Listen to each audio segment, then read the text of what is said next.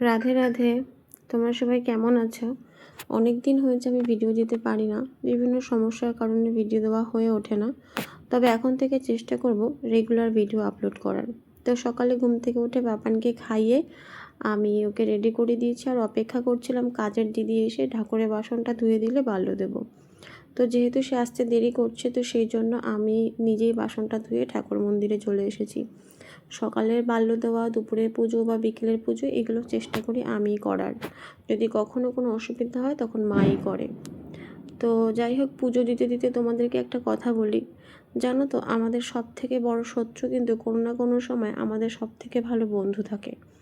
কারণ কোনো অজানা মানুষ কিন্তু আমাদের শত্রু হয় না। যাদের সঙ্গে আমাদের দীর্ঘদিন ধরে ভালো সম্পর্ক ছিল, খুব কাছের মানুষ ছিল, তারাই যখন স্বার্থ ফুরিয়ে যায় বা কোনো তাদের স্বার্থে আঘাত লাগে, তখন তারা শত্রুতে পরিণত হয়। তো সেই জন্য মানুষকে বেশি সময় না দিয়ে ঈশ্বরকে বিশ্বাস করো, ঈশ্বরকে সময় দাও, তাতে ভালো হবে। তো যাই হোক, এইগুলো করে আমি গোপাল সেবা দিয়ে আমি চলে গেছিলাম জামা কাপড় কাচতে। তো জামা কাপড় আজকে বিশেষ একটা হয়নি, তো যাই হোক অল্পই হয়েছিল। আর পাপানের জামা কাপড় তো রোজই কাচতে হয়, কম হোক বেশি হোক, প্রতিদিনই কোনো না কোনো জামা কাপড় হয়। আর ছোট মানুষ তো, তো যাই হোক জামা কাপড়, আর শীতে জামা কাপড় বেশি হয়। তো জামা কাপড় কেচে এসে আমি ঘর মুছে নিচ্ছিলাম।